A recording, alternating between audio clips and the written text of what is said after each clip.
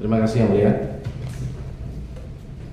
Saksi Pak Prasetyo Budi Cahyono, Dirjen Perkeretaapian, Mei 2016, Juli 2017, Pak ya. Siap. Menterinya siapa saat itu, Pak? Dua. Pakai mic. Dua, Pak Yonan sama Pak Budi Karya Sumadi. Oh. Pak Yonan itu menteri saya sampai dia diganti Pak Budi Karya. Saya agak lupa tanggalnya, tapi di 2016. Di 2016 juga itu. Iya. Pak Yonan itu sempat 2 tahun jadi Menteri Perhubungan, Ya. kemudian dilanjutkan Pak Budi Karya Sumadi. Kalau Pak Prasetyo yang mengangkat siapa? Pak Yonan. Oh, masih Pak Yonan ya? Iya, Yonan. Nah, selama itu saksi menjabat Dirjen Kereta Api 1 tahun 2 bulan lah kurang lebih, Pak ya. Itu sudah sampai mana tahapan pengusulan dari program besi Langsa ini?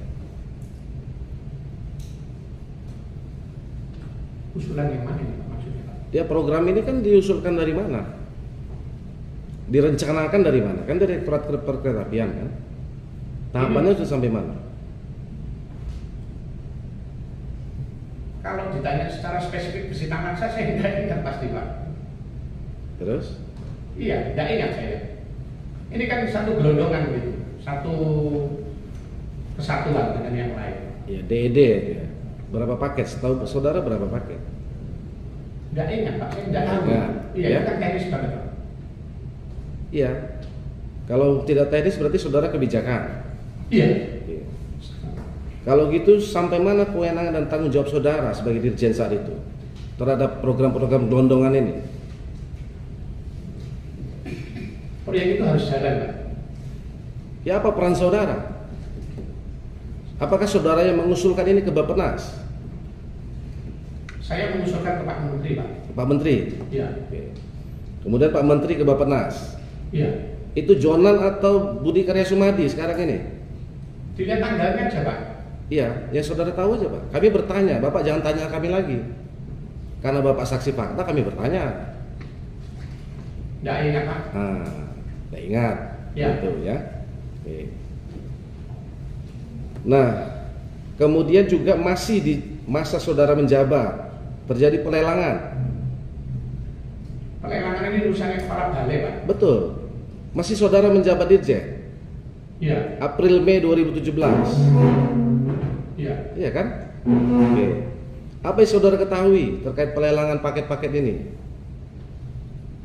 Sekali lagi Pak, saya jawab. Pelelangan ini urusannya kepala balai Pak. Enggak, yang saudara ketahui aja Pak. Bapak Nggak tahu saya. Nah, nggak tahu kan gitu. Iya. Ya. Kemudian apakah saudara mengetahui para pemenang lelang paket-paket ini? Sangat tidak tahu. Apakah kepala balai tidak ada melaporkan kepada saudara? Enggak. Oke. Nah, kemudian tadi sebetulnya sudah diperlihatkan tadi oleh penuntut umum ya, surat-surat yang saudara tanda tangani saat itu. Khusus terkait dengan proyek besi Langsa ini saja. Sepengetahuan saudara, apakah saat itu saudara mengetahui adanya review desain 2015 ini? Tidak tahu Pak. Tidak tahu. Tidak tahu. Kalau begitu apa yang saudara usulkan anggarannya? Dalam surat itu tadi Pak maksudnya. Yang saudara ketahui, tadi kan dari Biro Perencanaan kepada Dirjen ke Menteri kan, baru ke Bappenas gitu. Iya. Oke, apa yang saudara usulkan itu? Yang jelas seperti yang saya sudah sampaikan berkali-kali Pak Jaksa, Pak Saksana. Muhammad Biro, Pak Penasihat Hukum. Ini surat ini tidak mungkin tiba-tiba yang saya tanda tangani sebagai dirjen itu. Jadi pasti lewat proses yang namanya kepala bagian perencanaan paraf dan yang para satu lagi adalah Sesdijen Perkeretaapian. Oke. Dan itu pun juga atas usulan dari balai. Ya. Itu jawaban saya. Ya, baik. Kami hanya mengingatkan Pak, sudah ratusan orang yang diperiksa di sini. Maka kami konfirmasi kepada saudara. Apakah Pak Dirjen saat itu pernah memberhentikan saudara Danto Ristiawan selaku Direktur Prasarana karena tidak setuju dengan program usulan saudara ini? 3 bulan dia menjabat, saudara berhentikan, pernah? Dia waktu itu jadi Direktur Prasarana. Ya. Itu kewenangan Pak Menteri, Pak Dirjen tidak ada apa-apanya. Begitu? Iya pasti. Eselon 2 kan di Pak Menteri, Pak. Atau pertanyaan kami ganti, apakah saat itu pernah ada penolakan atau tidak persetujuan dari Direktur Prasarana saat itu terkait usulan program review desain ini? Tertulis atau lisan? Ya enggak, ya saudara lah, kan kita tanya faktanya saja. Saudara saat itu Dirjen, saudara yang punya program ini kan? Iya. Ah, iya. Masa saudara nggak tahu? Ini kayaknya keterangannya bias ini. Loh, Bukan. saya bertanya, Bapak jawab saja. Ya sudah tidak tahu, Pak. Ah, itu. Itu ya. Kami hanya mengkonfirmasi keterangan saksi-saksi di sini, Pak. Oke. Nah, kemudian selain itu apakah juga selain pergantian Direktur Prasarana itu sering terjadi pergantian pejabat-pejabat di DJKA setelah saudara mendapat Dirjen? Kasubdit, ada yang 3 bulan, 6 bulan pindah sana pindah sini, apa seperti itu untuk memuluskan proyek BSL ini? Pak, saya dapat bisikan maksa, Pak. Oke, yang gelondongan inilah program itulah. Enggak. Hah? Enggak. Oke. Ganti-ganti pejabat saat itu?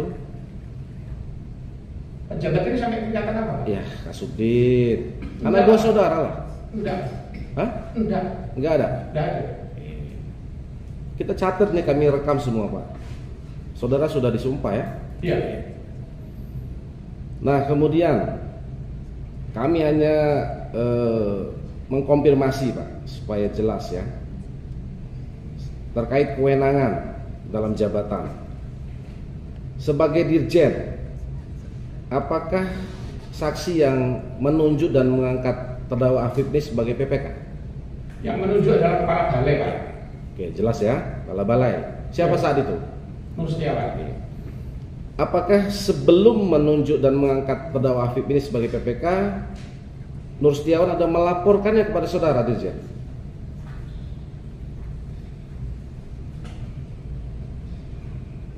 Tidak ingat. Oke. Atau sebagai Dirjen, apakah saudara harus mengetahui siapa saja yang akan ditunjuk sebagai PPK? Tidak perlu persetujuan Dirjen? Tidak. Nah, pada saat terdakwa Afif ini ditunjuk sebagai PPK, apakah saudara sudah mengenalnya sebelumnya? Ya, dia teman saya di perhubungan, Pak. Kenal atau tidak? Tahu. Hah? Kenal. Kenal. Oke. Pada sekitar bulan Desember 2016, sebelum keluar SK ya sebagai PPK Aceh, apakah terdakwa Afif pernah menghadap kepada saudara menyampaikan penolakannya atas jabatan PPK tersebut? Tidak tahu saya. Ya? Tidak ingat. Ingat ya? Oke. Kalau dia nolak ini saya juga tidak ngerti kenapa maksudnya nolak. Kalimat itu tadi pertanyaan. Bukan faktanya aja Pak, ada tidak? Di akhir Desember 2016, terdakwa Afif ini ada menemui Pak Dirjen untuk menolak sebagai PPK Aceh. Tidak tahu saya. Hah? Tidak tahu. Nggak tahu apa tidak ada? Yang jelas lah. Faktanya aja Pak. Pak izin ini sudah 10 tahun, rasanya saya tidak ingat banget ini. Kalau dia sampai tidak mau jadi PPK ini, biasanya malah senang jadi PPK. Ya makanya kami tanya, ada tidak? Enggak. Tidak ada. Enggak. Nah, kemudian Karena biasanya 2 tahun, Pak. apanya? Umurnya teman-teman PPK ini ada surat keputusan menteri maksimum 2 tahun jadi PPK. Bukan, ini sebelum disampaikan Kabalai Nur Setiawan bahwa terdakwa Afif akan diangkat sebagai PPKC. Terdakwa Afif menolak. Kalau menolak, sampaikan langsung ke Pak Dirjen. Apakah ada? Sampaikan langsung penolakan itu. Ini kewenangan kepala balai, Pak. Ya. Oke. Apakah sebelumnya saksi mengetahui terdakwa Afif ini pernah menjabat sebagai PPK sebelum PPK Aceh? Tidak ingat. Tidak tahu saya.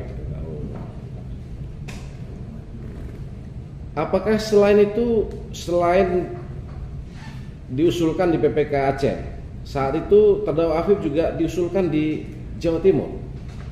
Wah, tidak tahu. Tidak tahu. Tidak tahu. Nah, Maksudnya 2 tempat diusulkan. ya bukan. Apakah saudara tahu pada saat itu terdakwa Afif ini bertugas di wilayah 2? Tidak tahu. Wilayah 1 Jawa? Nah itu dia, saya nggak ingat. Hah? Nggak ingat. Nggak ingat? Iya. Oke. Teman saya di Direktur Jenderal Perkereta Apian ada 100 waktu zaman saya. Ya kita tidak tanya Pak. Iya. Saudara kan Pak Dirjen, punya kewenangan, betul nggak? Iya. Iya kan? Oke. Makanya kita tanya seputar kewenangan saudara, bukan kawan saudara. Oke? Nah, kemudian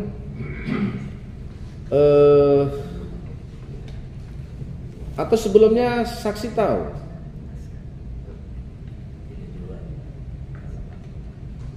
saudara terdakwa Afif ini pernah bertugas di wilayah Aceh, Sumut? Tidak tahu. Nah, pada saat terdakwa Afif kemudian di Januari 2017 ditunjuk dan diangkat sebagai PPK Aceh. Ya. Apakah saudara pernah memberikan uang kepada terdakwa Afif sebesar 200 juta untuk bekal di Aceh dengan pesan jangan bertemu dengan penyedia? Tidak. Jangan minta fee kepada penyedia, ada nggak pesan saudara seperti itu? Tidak. Oke. Nah, tadi selama menjabat Dirjen itu saudara memang tinggal di apa? Di Wisma Aceh? Di Menteng Regensi sebelahnya. Sebelahnya itu ya. Sering melakukan pertemuan-pertemuan di Wisma Aceh.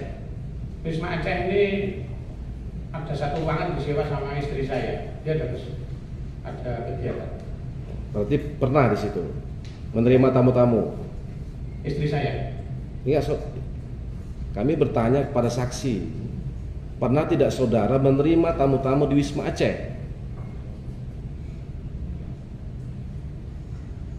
Tidak. Oke.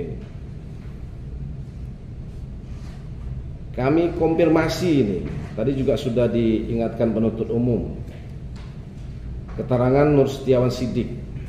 Apakah saudara pernah menyampaikan kepada Nur Setiawan Siddiq nama-nama perusahaan yang akan memenangkan lelang? Tidak pernah.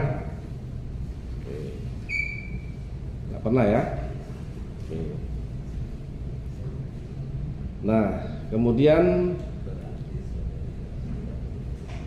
Coba Pak, catatan, catatan nggak konfirmasi tapi catatan. catatan dari ya catatan kami. Bukan saat itu kan nggak kemarin kan. Oh iya ya. Bukan konfirmasi. Ya. Apakah saudara ada memberikan catatan kepada Nur Setiawan Siddiq nama-nama perusahaan yang akan memenangkan lelang? Tidak.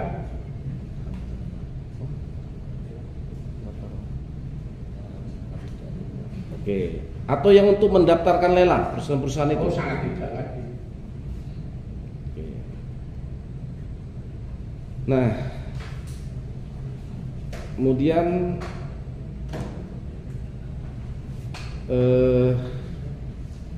kemarin kami sudah konfirmasi juga ini ke ajudan saudara ya, catatan kami ini. Apakah saksi pernah menerima uang sebesar 1,2 miliar dari terdakwa Afif melalui Rian? Tidak pernah. Oke. Nah, ya. Tadi saudara itu istri saudara ya, Bu Ernita tadi ya. Apakah pernah menerima uang dari Rian, Bu Ernita ini? Saya tidak tahu karena yang bertanya saya, jadi saya tidak tahu. Oke. Kami nggak tahu mana yang benar yang mulia, tapi kami akan proses ini keterangan palsu saksi. Terima kasih dari kami cukup yang mulia, supaya jelas dan terang benderang. Terima kasih. Mulia. Cukup dari apa Pak? Katanya? Tanyakan dong.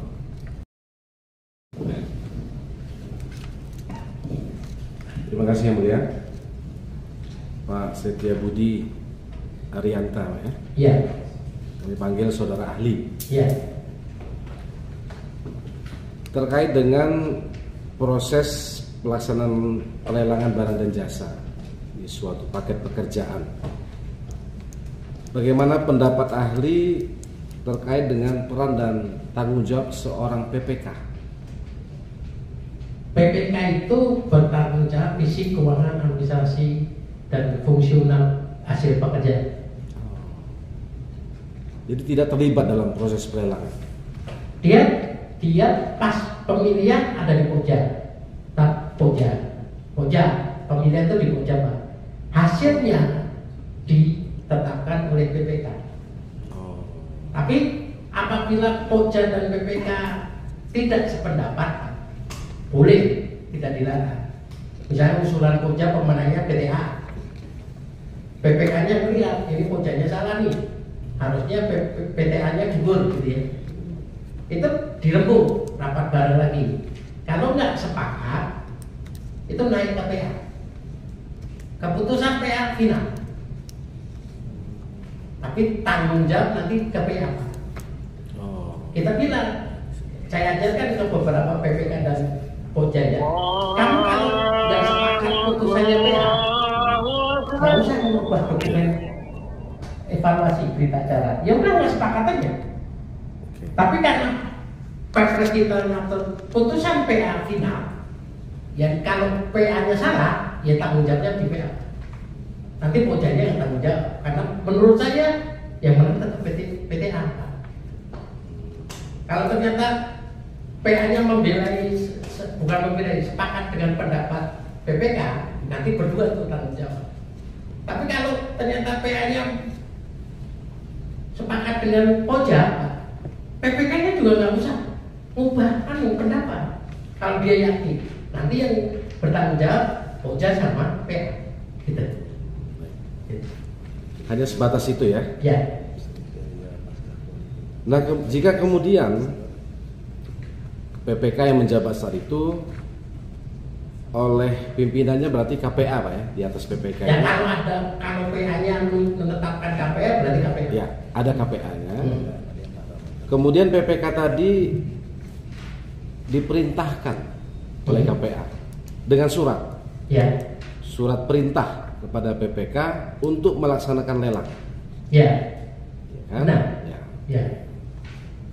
Kemudian PPK ini disodori dokumen untuk dilelang. Yang dia sendiri pun tidak tahu. Dia hanya membuat dan menyusun HPS. Nah, kemudian bersama-sama dengan Pokja dilakukanlah pelelangan.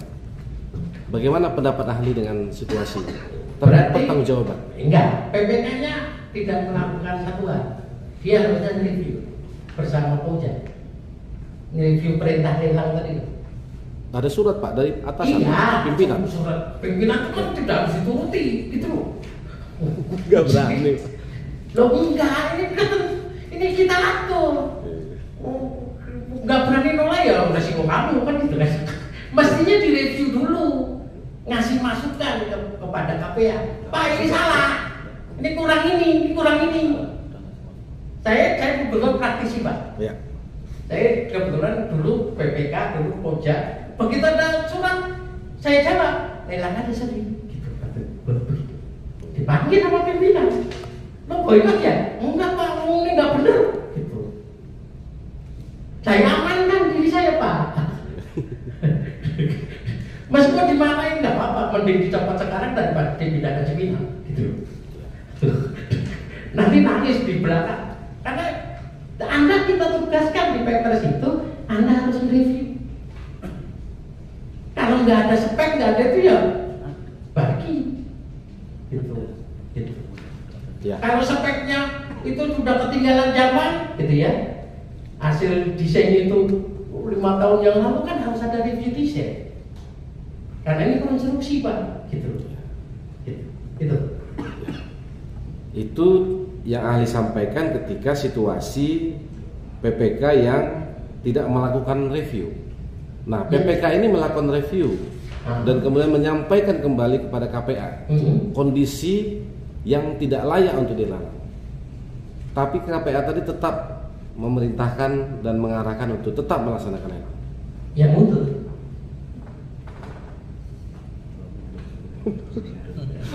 Mundur. Saya berkali-kali mundur Pak. Walaupun yang perintah presiden 2 tahun gitu. Saya nggak takut jabatan. Ini saya praktekin sendiri gitu loh. Karena resiko di saya gitu loh. Nggak boleh lah. Nggak boleh. Beberapa saya dampingi proyek-proyek strategis Pak. Kalau nggak ada rapat selesai Pak. Karena nggak ada desainnya. Batalin, udah selesai. Harus begitu kita itu, gitu. Meskipun yang berani ternyata cuma saya Pak di lapangan. Pak Setio berani, nggak apa-apa. Memang harus begitu, gitu. Kembali lagi, mending dicopot sekarang daripada dipindah ke Cipinang, gitu. Karena resiko di Anda, gitu. Dalam perspektif sebagai seorang PNS abdi negara, tentu PPK tadi tetap menjalankan perintah atas. Nah, cuma jabatan nggak begitu. Dia sudah mengajukan untuk mundur dari PPK dengan ancaman dari pimpinannya harus mundur dari PNS. Apanya? Nggak segampang itu pecat jadi PNS. Saya kebetulan sistem Pak, mau pecat PNS itu nggak segampang itu. Saya pembina kepegawaian Pak, saya mau pecat pegawai saya itu nggak segampang itu. Kalau diperiksa salahnya apa, bener ada enggak, 5 tahun saya baru bisa pecat kemarin PNS. Kalau dia nolak karena kebenaran bahwa pimpinan yang salah, itu nggak bakalan bisa dipecat. Gitu. Dicopot jabatan dia. Gitu. Dipindah. Soalnya saya praktiknya dampingi teman-teman itu ngeyel, ya wes, lu gua kasih tahu ngeyel, ya ujungnya ketemu di persidangan. Tapi jadi tegak Pak, gitu. Udah dikasih tahu, pakai surat saya resmi Pak, ngeyel ya udah, gitu. Bukan melawan pimpinan, enggak. Pimpinan kan boleh dikasih masukan, gitu. Nah, baik. Tadi pertanyaan kami adalah terkait dengan pertanggungjawaban dalam situasi tersebut. Apakah PPK masih dimintai pertanggungjawabannya terhadap proses dan hasil pelelangan tersebut? Iya. Atas dasar apa? Ya tadi loh, PPK itu bertanggung jawab fisik, keuangan, administrasi, dan emosional. Kan itu resiko di dia. Tapi yang intervensi harus tanggung jawab. Perintah jabatan tadi. Iya, yang intervensi tadi loh, atasannya harus tanggung jawab. Saya nggak rela bawaannya dikorbanin, gitu. Oke. Tapi semuanya yang terlibat kena semua. Beberapa kasus yang saya tangani, yang saya jadi ahli Pak, termasuk kepala daerahnya, termasuk menterinya, gitu. Kalau memang dia terbukti intervensi, gitu loh. Ya. Itu. Karena tadi konsepnya di aturan Perpres itu PPK OJA itu independen, tidak boleh diintervensi siapapun. Faktanya? Ya faktanya ada yang independen kok. Saya lah kayak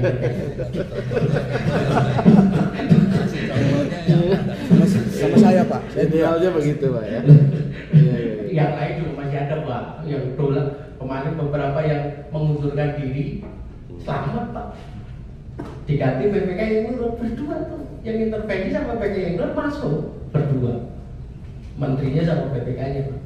Gitu. Di Indonesia nih Mas. Baik. Tapi yang mengundurkan diri selamat Pak. Ya. Nah, kemudian tadi ahli sudah menerangkan banyak hal ya. Dalam proses pelelangan yang menyimpang Ya. atau melanggar aturan, apakah itu memenuhi kualifikasi perbuatan melawan hukum?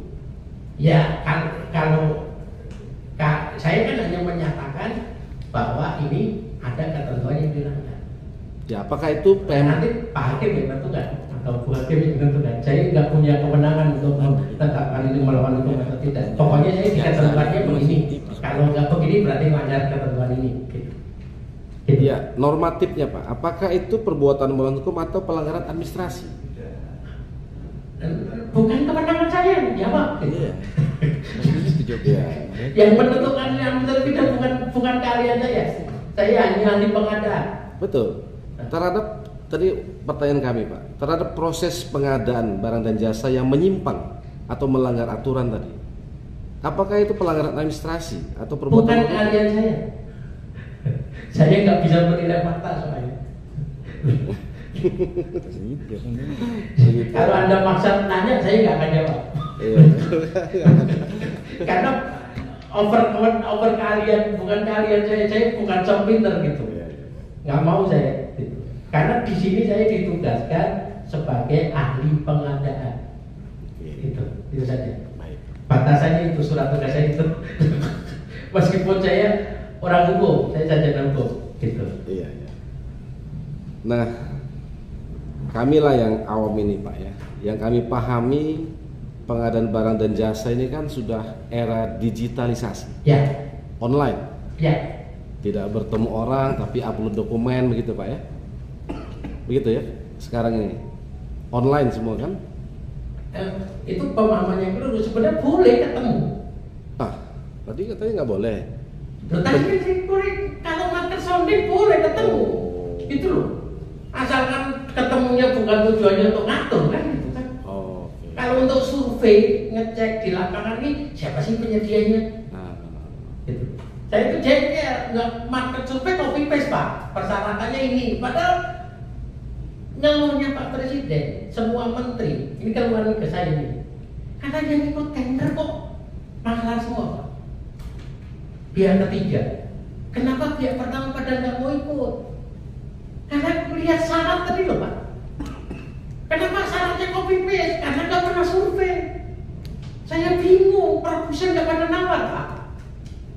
Karena kebentuk syaratnya siup Pak. Kok Jawa itu kalau bikin syarat pakai tagline-nya ikan teh botol tuh, apapun makanannya, teh botol minumannya, apapun pengadaannya, siup syaratnya. Gitu. Gimana produsen mau nawar siup? Dia nggak punya siup izinnya gitu kan? Saya geleng-geleng, lelang pesawat presiden gagal 3 kali Pak. Gara-gara Boeing dimintain siup sama NPWP. Ini gimana tuh Pak? Boeing perusahaan asing dimintain NPWP sama siup. Gua lihat tuh berita acara unbasing ya. Gua geleng-geleng padahal Boeing udah protes. Siup tuh binatang apa? Gitu. Jawabnya pokoknya itu. Kalau nggak usah nawar. Ya Boeing digituin nggak nawar beneran Pak. Gitu.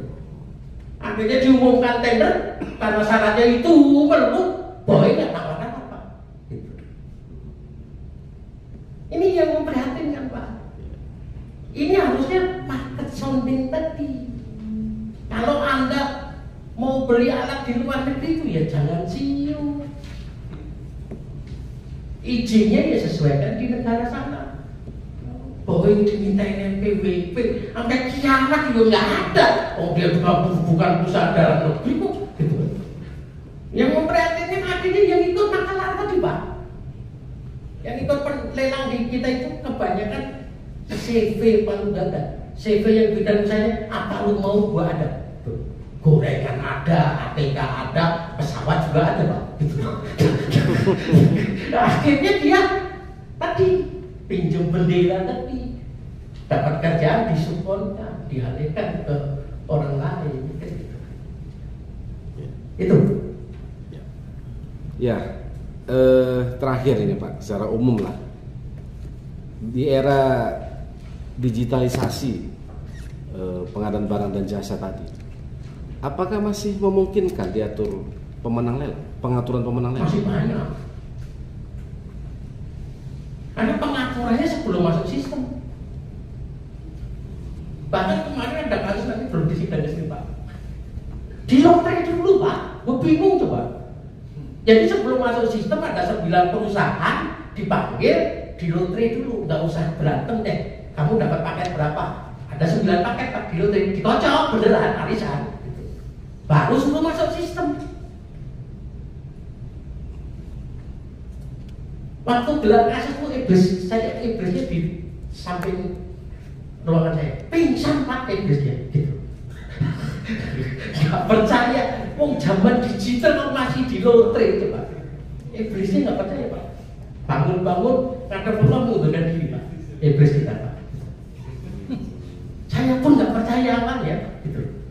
Tapi karena faktanya memang terbukti begitu ya sudah. Terus ada lagi kasus Pak.